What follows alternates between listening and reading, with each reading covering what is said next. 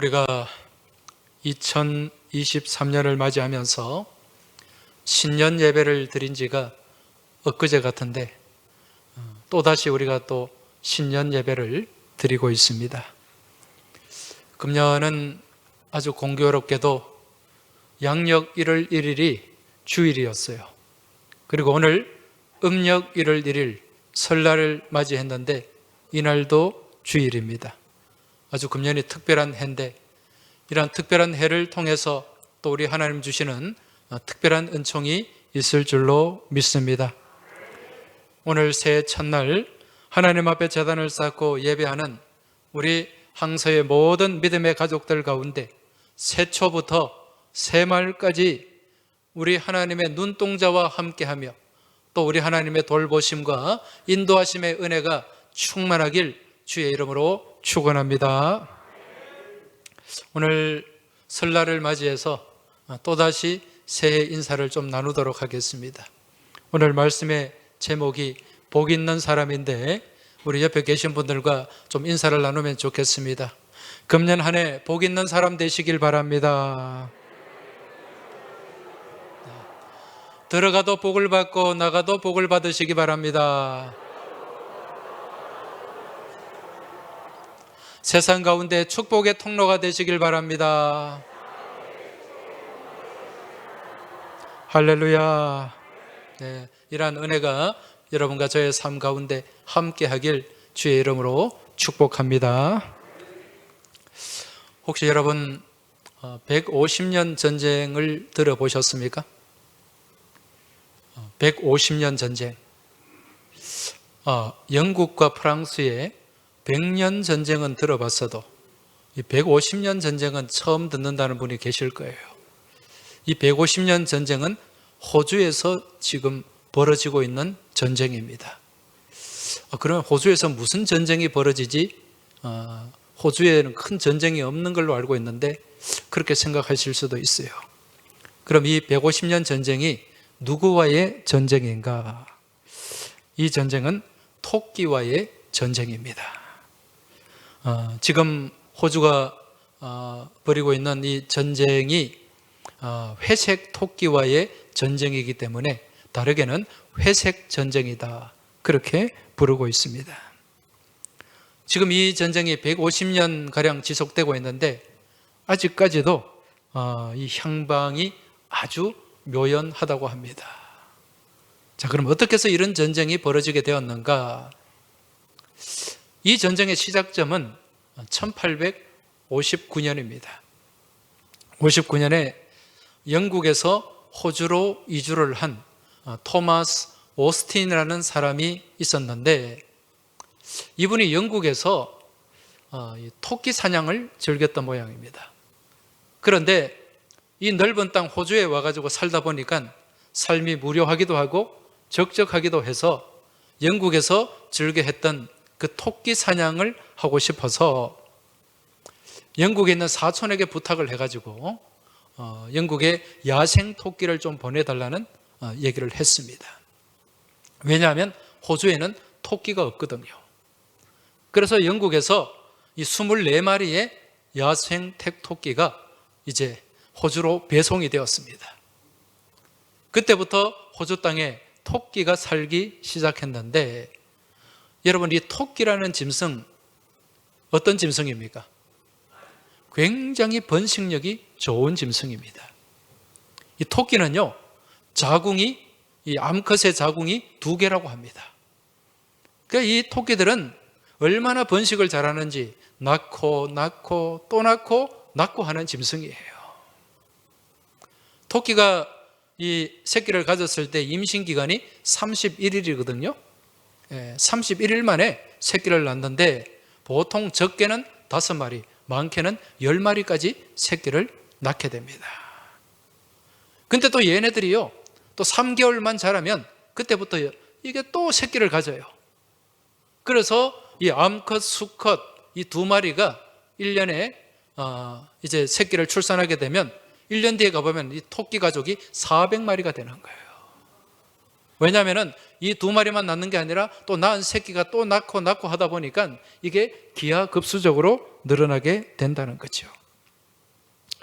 이처럼 호주에 들어온 이 24마리 토끼도 엄청난 속도로 개체를 늘리기 시작했습니다.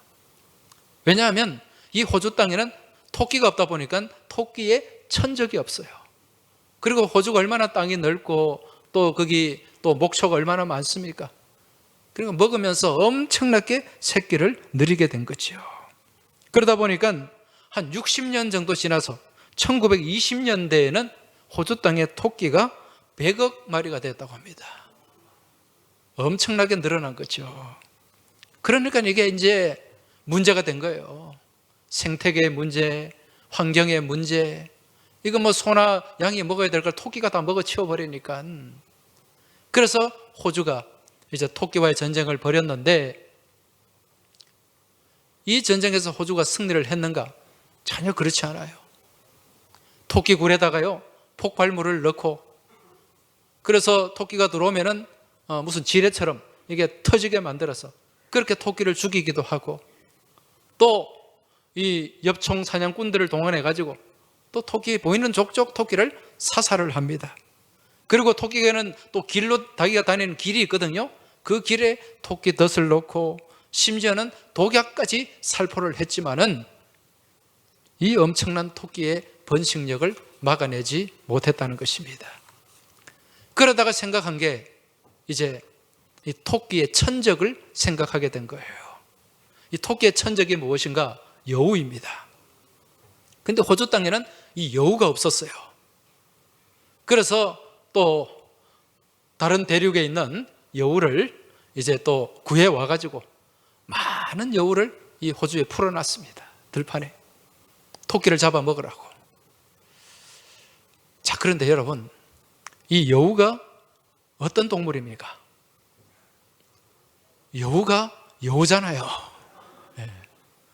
이 여시입니다, 여시. 이 토끼라는 짐승 굉장히 재빨라요. 이거 잡아봤자 별로 먹을 것도 없어요. 근데 토끼는 본능적으로 이 여우가 천적이기 때문에 여우를 보면 도망을 칩니다. 근데 호주에 있는 초식 동물들, 뭐 코알라나 이 캥거루 새끼들, 여우를 본 적이 없어요. 예. 하루 코알라 여우 무서운 줄 모른다고요? 예. 무슨 말인지 이해가 안 됩니까? 하루 강아지 범 무서운 줄 모른다 그러죠. 예. 그러니까 이게 본 적이 없으니까 여우가 무서운 줄 모르는 거예요. 그러니까 이 코알라나 새끼 캥거루가 여우를 보고 도망을 안 치니까 여우는 어떤 동물을 잡아먹을까요? 코알라를 잡아먹고 새끼 캥거루를 잡아먹어요. 토끼는 본 척도 안 해요. 왜? 그거 한 마리 잡으려면 죽을 고생을 해야 되는데 잡아봤자 별로 먹을 것도 없어. 그러니까 여우가 눈짓도 안 하는 거예요. 이 천적을 동원하는 것도 실패를 하고 말았습니다. 여러분, 우리가 이러한 사실을 통해서 하나님이 이 창조하신 이 만물 가운데 하나님이 세워놓으신 질서가 있음을 우리가 알 수가 있습니다. 여러분, 이 생태계도 그냥 움직이는 것 같지만 하나님이 세워놓으신 아주 오묘한 질서가 있는 거예요. 우주 만물도 마찬가지죠. 우주 공간도 하나님이 세워놓으신 질서가 있습니다. 그래서 이걸 코스모스라고 하잖아요. 생태계도 환경도 마찬가지입니다. 인간이 인위적으로 뭔가 개입하게 되면 그때부터 혼돈이 생기고 문제가 생깁니다. 이걸 카오스라고 해요. 그래서 우리는 모든 삶을 하나님께 맡기고 의지할 때 여러분 그 삶이 질서 있는 복된 삶이 되는 줄 믿으시기 바랍니다. 지금 호주도 지금 이런 토끼와의 전쟁 때문에 엄청난 생태계의 파괴가 지금 진행이 되고 있다는 거죠. 자, 지금 잠시 그림을 하나 좀 보시기 바랍니다. 이 그림은 이탈리아의 15세기 화가, 궁중화가인 조반니 벨리니라는 작가의 작품인데 그리스도의 부활이라는 작품입니다. 저기 중앙에 보면은 부활하신 예수님이 승리의 깃발을 들고 있는 모습이 보이는데 여기서 숨은 그림 찾기를 한번 해보시기 바랍니다. 저기 혹시 저 그림 가운데 토끼가 보입니까? 토끼가 보이는 분.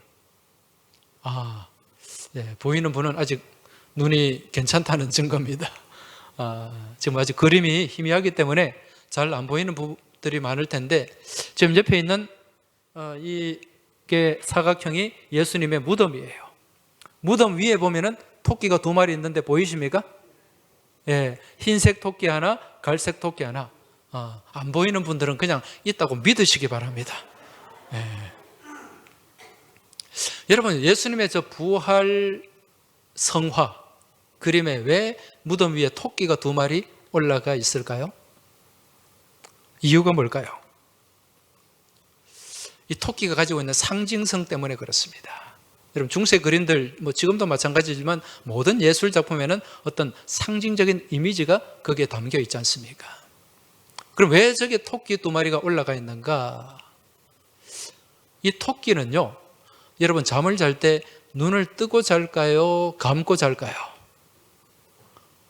제가 질문하는 의도를 잘 파악하시면 답이 나옵니다. 눈을 뜨고 잡니다. 사실은 눈을 뜬 게 아니라 이 투명한 각막은 내려오는데 우리 보기에 눈이 뜬 것처럼 보이는 거예요. 여러분, 사람들도 간혹 눈을 뜨고 주무시는 분들이 있습니다. 그러한 증세를 토안증이라고 합니다. 토안증. 토끼가 눈을 감지 않기 때문에. 그래서 중세 사람들은요, 이 토끼는 잠을 자지 않는 동물로 생각을 했습니다. 왜? 밤에도 눈을 뜨고 있으니까. 여러분, 사람이 잠을 자지 않고 살 수 있습니까? 그렇지 않죠. 근데 우리 하나님은 어떤 분입니까? 졸지도 아니하시고 주무시지도 아니하시는 분입니다. 그 사람들이 생각한 거예요. 이 토끼는 하나님을 닮은 짐승이구나, 그렇게 생각했어요. 그리고 이 토끼는 엄청난 번식력, 생명력을 가지고 있습니다. 그래서 중세 사람들은 이 부활의 상징으로, 생명의 상징으로 토끼를 생각했던 것입니다. 그래서 예수님의 부활 그림에 저 토끼가 올라가 있는 거예요. 여러분, 금년이 무슨 해입니까? 토끼해죠. 계묘년, 이 묘자가 토끼 묘자인데 토끼의 해입니다. 방금 살펴본 것처럼 토끼는 우리 주님의 부활과 생명을 상징합니다. 그리고 또 이 토끼라는 짐승이 가지고 있는 특징이 있어요. 다리가 4개인데 앞다리는 짧아요, 길어요? 짧아요. 뒷다리는 길어요. 그래서 이 토끼는 위로 올라가는 것을 잘합니다. 산을 올라가는 데는 굉장히 재빨라요. 근데 내려갈 때는 앞다리가 짧아가지고 막 뒹굴기도 하고 잘 내려가지를 못합니다. 그래서 시골에서 옛날에는 이 토끼 몰이를 할 때는 절대로 밑에서 위로 쫓아가면 안 돼요. 산 위에서 밑으로 토끼를 몰아야 토끼를 잡을 수가 있습니다. 한마디로 말씀드리면 토끼는 올라가는 짐승이에요. 잘 치고 올라갑니다. 여러분, 우리가 지난 3년 동안 코로나 팬데믹으로 인해서 우리가 계속 내리막길을 걸어왔습니다. 우리의 경제도 내리막길이고요, 우리의 삶도 내리막길이고, 심지어는 우리의 믿음의 삶 또한 내리막길을 계속 걸어왔습니다. 이제 금년에 무슨 해라고요? 대답 좀 하이소. 토끼의 해에 우리는 어떻게 해야 될까요?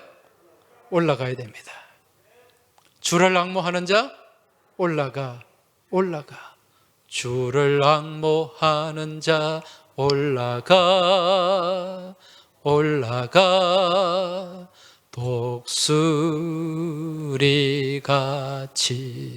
독수리같이 올라가고, 여러분 금년에 토끼처럼 힘차게 치고 올라가는 은혜로운 한 해가 되시길, 능력 있는 힘찬 한 해가 되시길 주의 이름으로 축원합니다. 오늘 우리가 시편 1편을 같이 읽었는데, 이 시편 1편은 워낙 이 본문을 통해 말씀이 많이 전해져서 이 자리에 계신 우리 교우들께서도 제목하고 본문을 보는 순간 딱 이 대충 견적이 나오는 분들이 있을 거예요. 네. 그런데 이 시편의 1편의 말씀은 굉장히 중요한 말씀입니다.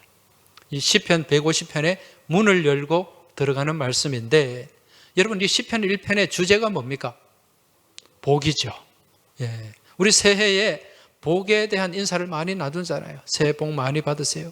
조금 전에도 우리가 복 있는 사람이 되십시오. 들어가도 복을 받고 나가도 복을 받으십시오. 이 복에 대한 인사를 많이 나누었는데, 오늘 이 시편 1편 말씀이 우리가 어떻게 하면 복 있는 인생, 복 받는 인생을 살아갈 수 있는가, 여기에 대해서 우리에게 해답을 주고 있습니다. 여러분, 복 받길 원하십니까? 네. 금년 한 해 복 있는 한 해가 되길 원하십니까? 네. 이 말씀 붙잡고 복된 한 해, 복된 삶을 살아가시길 주의 이름으로 축원합니다. 여러분, 우리가 복을 다 받기 원해요. 복을 받길 원하는데, 이 복을 받는 사람, 특히 하나님의 복을 받는 사람들은 어떤 사람들인가? 그 복을 사모하는 사람입니다. 복을 사모하고 복에 대한 간절함이 있어야 돼요. 여러분, 성경에 보면 이 복을 사모하고 복에 대한 간절함이 있던 인물이 있죠. 누굽니까? 야곱이라는 인물입니다.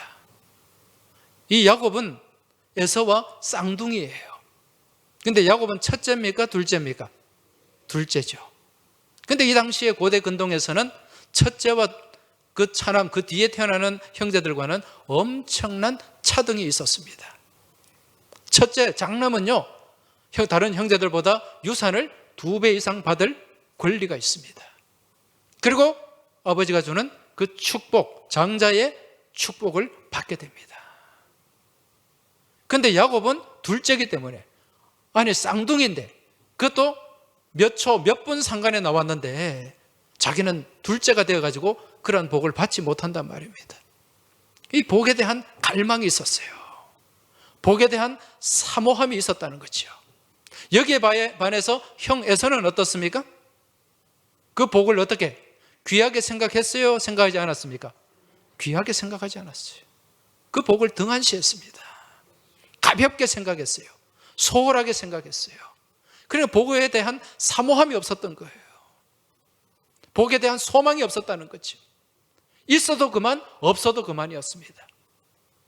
결국 그 복이 누구한테로 갔습니까? 복을 사모하던 야곱에게로 가게 됩니다. 결국 그러한 복을 통해서 이 야곱은 아브라함과 이삭의 적통을 이어받게 되죠. 그리고 그 복을 빼앗긴 에서는 거기에서 밀려나서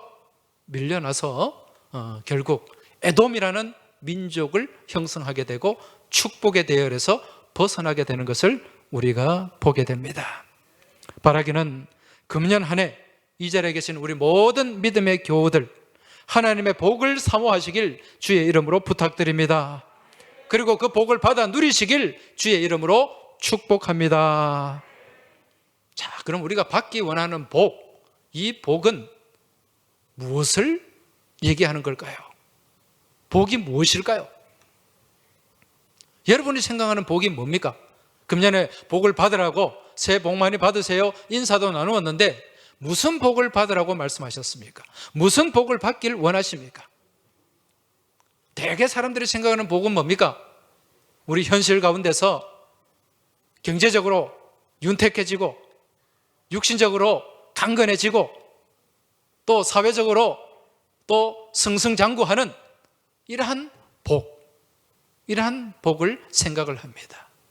그런데요, 성경에서 말씀하는 복은 그런 개념이 아니에요.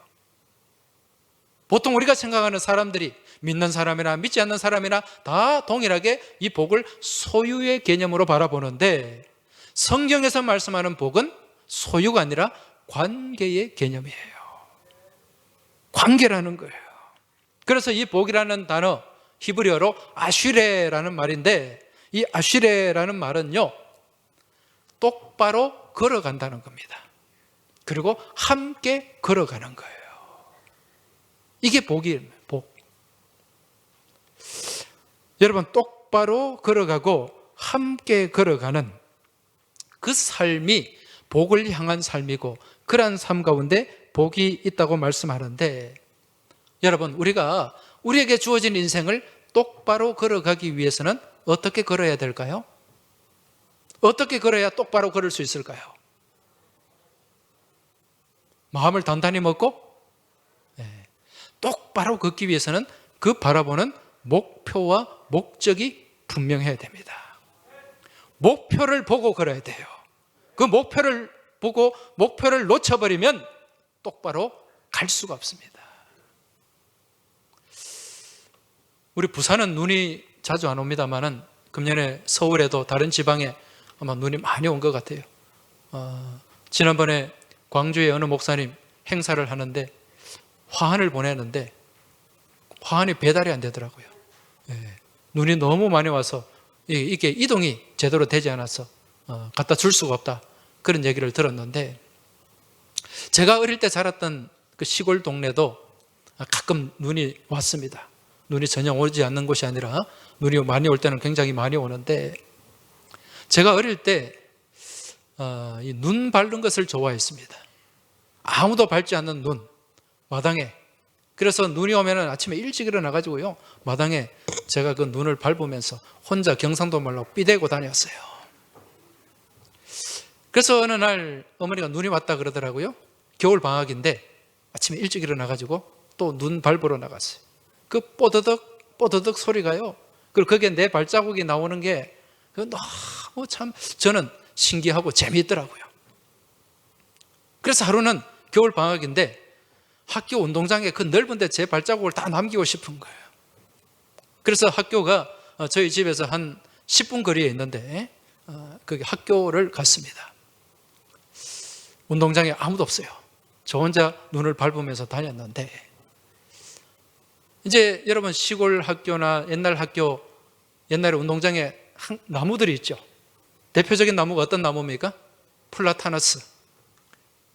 그 학교에도 플라타너스 한 3그루가 있었는데 한 100m 끝에서 저 플라타너스까지 한번 내가 걸어가 봐야지.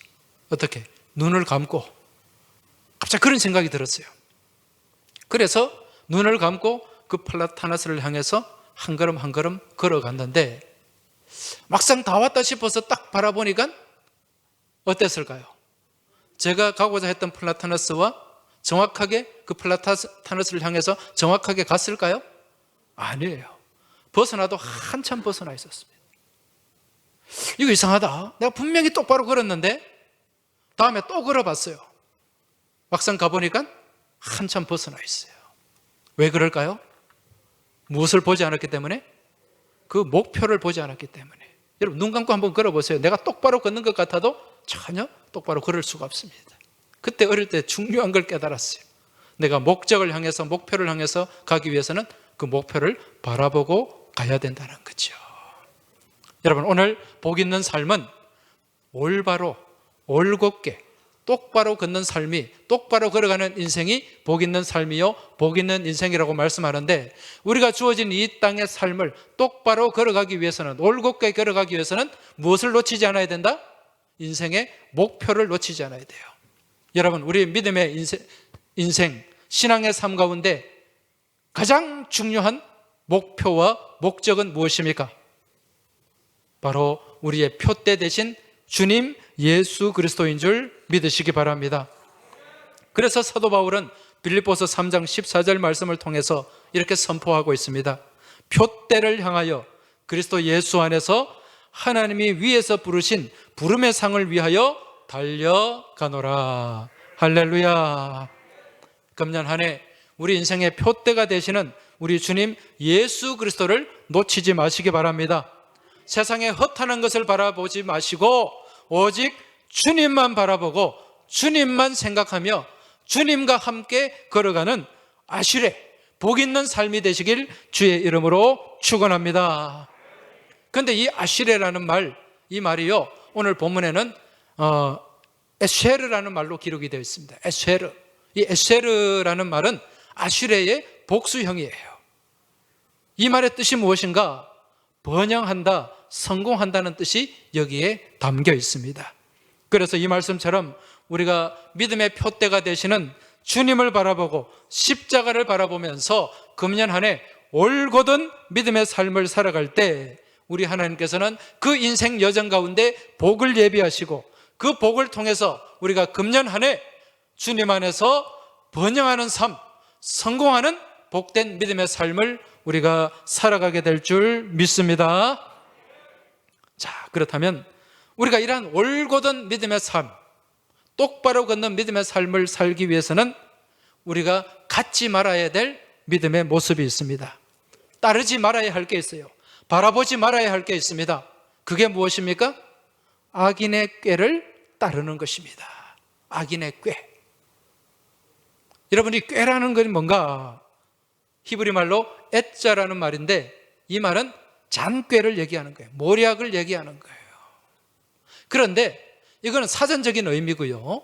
이 히브리적인 개념, 이스라엘 사람들이 생각하는 개념으로 바라보면 이 에짜라는 말은 여호와 하나님께 묻지 않는 태도를 얘기하는 거예요. 하나님께 묻지 않고 내 생각대로, 내 고집대로, 내 마음대로 가는, 이게 무엇이다? 악인의 꾀라는 거예요. 여러분, 내 생각과 내 마음과 내 안에서 나오는 것은 다 무엇입니까? 죄된 생각입니다. 악한 것들이에요. 왜? 우리 안에 근본적으로 욕심이 지배하기 때문에. 여러분, 욕심이 잉태한 즉 무엇을 낳고? 죄를 낳게 됩니다. 죄가 장성한 즉 무엇에 이르게 된다? 사망에 이르게 된다는 것입니다. 여러분, 우리가 우리 안에 지혜가 있는 것 같지만 그렇지 않아요. 우리가 생각하는 것은 다 잔꾀들 뿐입니다, 여러분. 그런 간사한 것들이에요. 내 이익을 추구하는 것들이에요. 여러분, 하나님을 경외할 때 참된 지혜가 주어지게 되는 줄 믿으시기 바랍니다. 그래서 이것은 관계 개념이라 그랬잖아요. 관계 개념.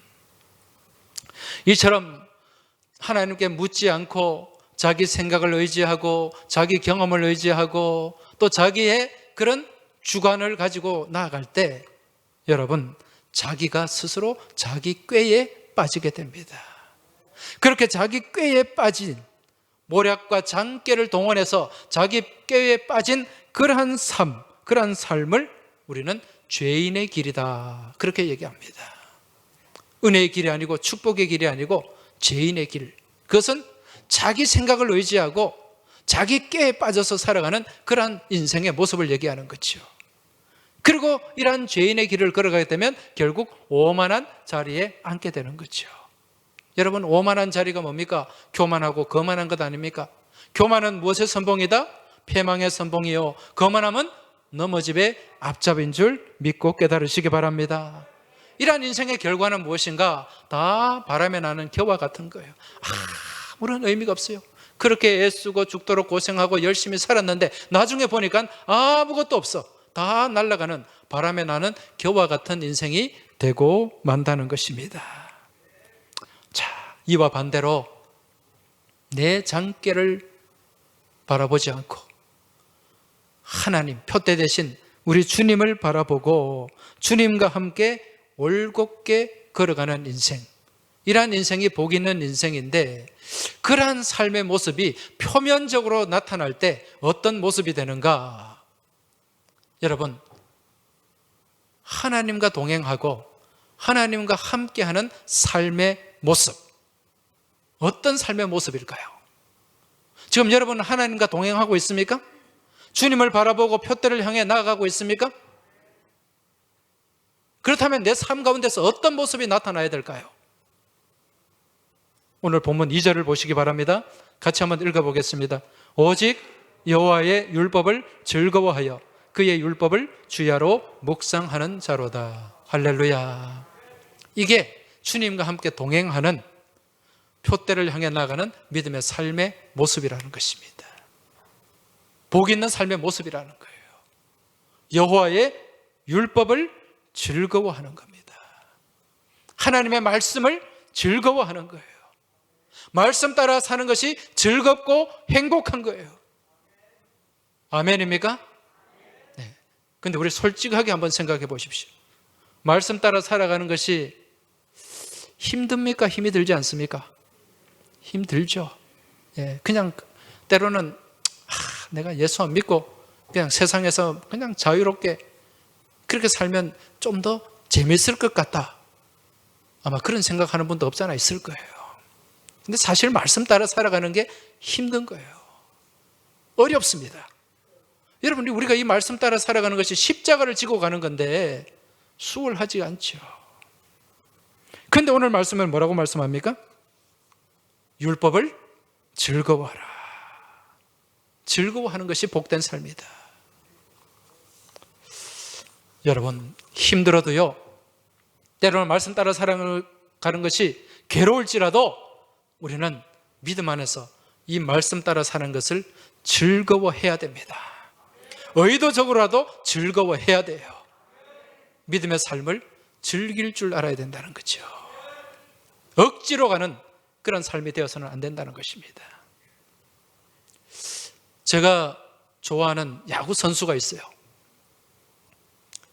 야구 선수 중에 제일 좋아하는 야구 선수를 꼽으라고 한다면, 지금은 은퇴를 했습니다마는 예전에 삼성 라이온즈에서 선수로 뛰었던 이만수 선수, 지금은 은퇴를 했죠. 예전에 SK 감독도 하셨는데 저는 이 이만수 감독을 제일 좋아합니다.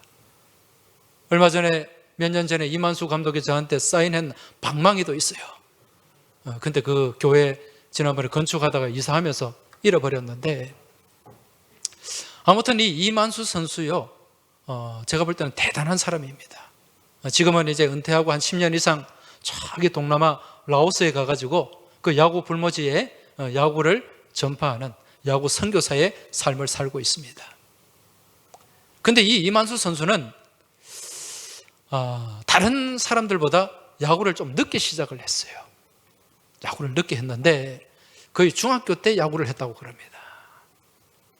여러분, 이 운동이라는 것은 일찍 해야 돼요. 초등학교 한 3학년, 4학년 이때부터 해야지 벌써 다른 선수보다 한 3년 정도, 3, 4년 늦었어요. 그리고 또 이 이만수 감독이 본래부터 이 운동력이 탁월한 사람이 아니에요. 야구 선수 중에서도 별명이 느림보 거북입니다. 이만수 선수가 도루 하면은요, 그날 신문에 대문짝막하게 기사가 납니다. 근데 모든 운동의 조건이 뭡니까? 뭘 잘해야 돼요? 달리기를 잘해야 돼요. 그러니까 기본적으로 타고난 운동 능력도 탁월하지 못했어요. 근데 이 이만수 선수가 우리나라 프로야구 역사에 많은 기록을 갖고 있잖아요. 프로야구 1호 안타, 1호 홈런, 1호 타점, 그것뿐만 아니라 타격 3관왕, 타율, 타점, 홈런, 이게 그해 3개를 1등을 했어요. 그리고 오랫동안 또 홈런 왕의 자리를 지켰습니다. 어떻게 해서 이렇게 성공적인 선수 생활을 할 수 있었는가? 본인의 고백에 의하면 피나는 노력이었다는 거예요. 야구를 시작하고 난 이후부터, 그 어릴 때부터 하루에 4시간 이상씩 자지 않고 그렇게 피가 나도록 손이 터지라 그렇게 방망이를 휘두르고 또 연습을 했다고 합니다. 그렇게 해서 그렇게 정말 프로야구 선수로서 올라갈 만큼 그렇게 올라갔는데, 이분이 은퇴를 하고 난 뒤에요, 미국으로 코치 연수를 가게 됩니다. 시카고 화이트삭스라는 팀의 코치 연수를 가서 거기서 불펜 코치까지 하게 되는데, 거기 가서 봤더니 자기가 그동안 야구를 해왔던 것과는 완전히 다른 모습으로 선수들이 야구를 하더라는 겁니다. 거기서 소위 말하는 메이저리그에서도 잘하는 선수, 이 스타성 있는 선수들을 보니까 이 훈련을 막 자기는 이를 악물고 고되게 죽으라고 했는데 이 선수들은 그 훈련을 즐기더라는 것입니다. 이 힘든 훈련을 즐기면서 하니까 그 안에 놀라운 이 가능성, 이 포텐셜이 막 터지기 시작하는 거예요. 그러면서 정말 넘을 수 없는 선을 넘어가더라, 그렇게 얘기한 것을 제가 그 글을 읽었어요. 여러분, 즐기는 사람은 못 당합니다. 이번에 카타르 월드컵 결승전에 누가 올라갔죠? 벌써 다 잊어버리셨어요? 그 중요한 건 아니니까. 결승전에 아르헨티나와 프랑스가 올라갔죠. 누가 이겼습니까? 아르헨티나가 이겼어요. 이번에 월드컵 경기가 아주 멋진 경기였습니다. 이 연장전까지 3대3으로 비기고 이제 마지막에 승부차기를 했는데, 이 승부차기에서 이 아르헨티나 선수들이 4대2로 이겼어요. 근데 여기서 어느 글을 봤는데, 이 승부차기에서 아주 서로 비견되는 모습이 있는데, 이 프랑스 선수들은요, 승부차기에 엄청난 부담감을 가지고 있었대요. 두려움을 갖고 있었던 거예요. 그러니까 막 실축을 하는 거예요, 골대 밖으로. 근데 이 아르헨티나 선수들은 어떤가? 그 승부를 즐겼다는 거예요. 그렇게 즐기는 사람과 엄청난 부담을 갖고 그렇게 대하는 사람과 결과는 확연한 차이가 있는 거죠. 그 즐기는 가운데 그 선수들이 우승컵을 들었던 것입니다. 여러분, 우리 옛말에 걷는 놈 위에 뭐가 있습니까? 뛰는 놈이 있죠. 뛰는 놈 위에 나는 놈이 있어요. 그 위에 어떤 놈이 있을까요? 타고 즐기는 놈이 있어요. 나는 놈 위에 타고 즐기는 놈. 여기는 감당이 안 된대요. 여러분, 스포츠도 즐기는 사람은 감당이 안 됩니다. 우리 인생도 믿음의 삶도 즐기는 사람은 세상이 감당할 수가 없어요. 여러분, 우리 자녀들 직업 선택하는 데 있어서 우리 부모들은 자꾸 욕심을 가지고 세상에서 돈 좀 잘 벌 수 있고 그렇게 경제적으로 좀 윤택한 그런 직업들 있잖아요. 뭐 의사를 해라, 또 무슨 뭐 다른 일을 해라. 그런데 아무리 그게 좋아도요, 자기하고 안 맞으면 안 됩니다. 여러분, 의대 가서도 다 의사가 되는 건 아니잖아요. 중간에 탈락하는 사람들이 있어요. 그런데 우리가 인생을 살아가면서 성공하는 조건이 무엇인가? 자기가 즐길 수 있는 일을 해야 되는 거예요. 자기가 즐거운 일을 하면요, 그 인생은 분명히 반드시 성공하게 되는 줄 깨달으시기 바랍니다. 그래서 우리 자녀들이 즐길 수 있는 일을 하도록 그렇게 부모가 배려해주고 도와주는 게, 이게 부모의 역할이라고 할 수가 있습니다. 여러분, 믿음의 삶을 즐기시기 바랍니다. 믿음의 삶을 즐거워하시기 바랍니다. 예배 또한 의무나 강압으로 나와서 드리는 것이 아니라 예배 자체를 즐기시길 주의 이름으로 축원합니다. 찬양을 즐거워하시기 바랍니다. 주의 몸된 교회 헌신을 즐겁게 감당하시기 바랍니다. 그리할 때 세상이 감당할 수 없는 하나님의 능력이 주어지고 은혜가 주어지게 될 줄 믿습니다. 여러분, 이처럼 말씀을 즐기는 사람, 율법을 즐거워하는 사람은요, 늘 그 율법이 입술 가운데서 떠나지 않아요. 오늘 말씀에 보니까 그 율법을 주야로 못하는 자로다, 묵상하는 자로다. 여러분, 묵상이 뭘까요?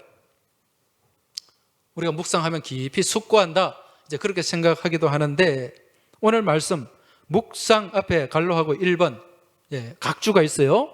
밑에 보니까 어떻게 기록이 되어 있습니까? 작은 소리로 읊조리다, 이런 의미가 담겨 있어요. 묵상은 작은 소리로 읊조리는 거예요.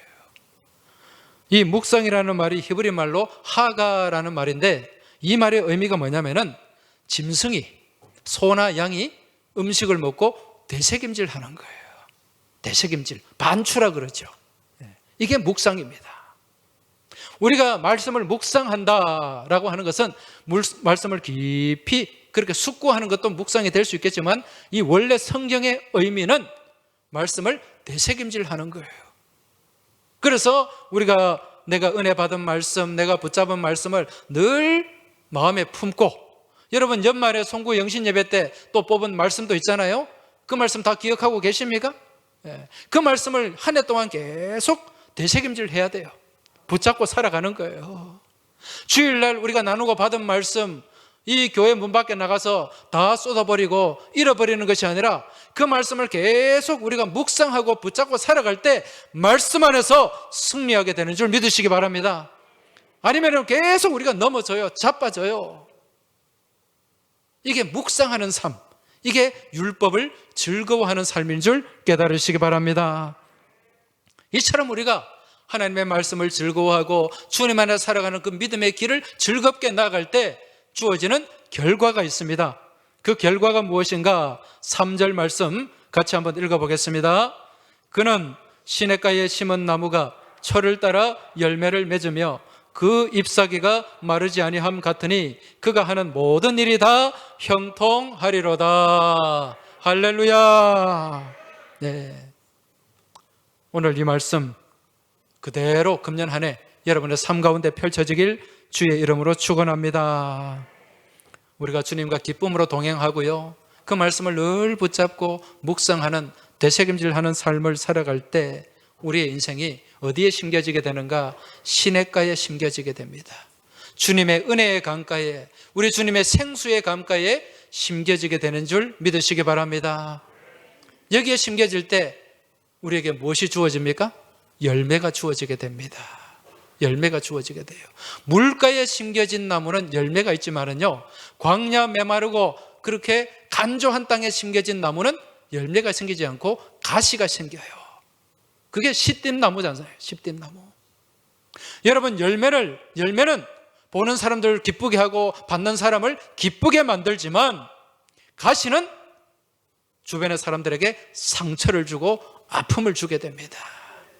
여러분, 열매를 소유하시길 주의 이름으로 축원합니다. 우리 주님의 마지막 때 보는 것은 무엇을 보겠다고 말씀하셨어요? 열매를 보겠다. 열매가 있어야 돼요. 언젠가 우리는 다 하나님 앞에 서게 됩니다. 그때 무엇을 가져가겠습니까? 여러분, 주님 안에서 거둔 우리 믿음의 열매, 성령의 열매를 가지고 가야 될 줄 믿습니다. 그래야 할 때 하늘나라의 상급이 있고 우리 하나님의 기쁨이 있고 주님께 칭찬받는 우리 인생이 될 줄로 믿습니다. 여러분, 이러한 열매를 거두게 되는데요, 우리가 인생을 살다 보면 때로는 가뭄도 찾아오고 무더위도 찾아오고 황무한 시기도 찾아옵니다. 그러한 인생 가운데 우리는 어디에 심겨져야 된다? 물가에 심겨져야 된다. 예레미야 17장 7절 8절 말씀 한번 보시기 바랍니다. 같이 한번 읽어보겠습니다. 그러나 무릇 여호와를 의지하며 여호와를 의뢰하는 그 사람은 복을 받을 것이라. 그는 물가에 심어진 나무가 그 뿌리를 강변에 뻗치고 더위가 올지라도 두려워하지 아니하며 그 잎이 청청하며 가무는 해에도 걱정이 없고 결실이 그치지 아니함 같으니라. 할렐루야. 우리가 살다 보면 무엇을 만납니까? 가뭄을 만날 때도 있어요. 무더위를 만날 때도 있습니다. 여러분, 살다 보면 우리가 경제적인 가뭄을 만날 때도 있어요. 건강의 가뭄을 만날 때도 있습니다. 또 여러 가지 어떤 사회적인 그런 관계 속에서 가뭄을 만날 때도 있습니다. 그러나 우리가 어디에 심겨져 있으면, 물가에 심겨져 있으면 가뭄은 해도 걱정이 없는 줄 믿으시기 바랍니다. 더위가 올지라도 두려움이 없는 줄 믿으시기 바랍니다. 그리고 무엇이 그치지 아니한다? 결실이 그치지 아니한다는 것입니다. 바라기는 금년 한 해 여러분의 삶 가운데 결실이 그치지 않는 복된 한 해가 되시길 주의 이름으로 축원합니다. 들어가도 복을 받고 나가도 복을 받는 복 있는 한 해가 되어야 돼요. 자, 말씀을 좀 정리합시다. 우리가 복 있는 삶을 살기 위해서는 무엇이 분명해야 된다? 목표가 분명해야 돼요. 세상에 허탄한 것 바라보지 않고 누구를 바라봐야 된다? 표대 대신 주님을 바라봐야 돼요. 여러분, 주님을 바라보고 주님과 함께 동행하는 가운데 우리에게 주어진 이 믿음의 삶을 우리는 의무나 강제가 아니라, 부담이 아니라 우리가 어떻게 믿음의 삶을 살아야 된다고요? 즐기면서 살아야 돼요. 즐거워할 줄 알아야 됩니다. 헌신을 즐거워하시기 바랍니다. 예배를 즐거워하시기 바랍니다. 아멘을 즐겨하시기 바랍니다. 그렇게 믿음으로 나아갈 때 우리 믿음의 삶 가운데 금년 한 해 열매가 있을 줄로 믿습니다. 그러한 열매 가운데 하나님께 칭찬받는 복된 한 해가 되시길 주의 이름으로 축복합니다. 하나님 아버지, 감사합니다. 오늘 설날을 맞이해서 원근 각처에 흩어져 있던 우리 믿음의 권속들, 믿음의 가족들이 한자리에 모이게 하시고 오늘 또 하나님의 말씀을 받고 이 말씀 붙잡고 또 한 해 살아가게 하심에 감사를 드립니다. 아버지 하나님, 저희의 삶이 복 있는 삶이 되게 하여 주옵소서. 주님과 동행하는 가운데 복된 삶을 살아가는 저희 모두가 되게 하시고 금년 한 해 들어가도 복을 받고 나가도 복을 받고 온전히 축복의 통로, 은혜의 통로가 되는 저희 모두의 삶이 되길 간절히 소망하며 우리 주님 예수 그리스도 이름으로 기도하옵나이다. 아멘.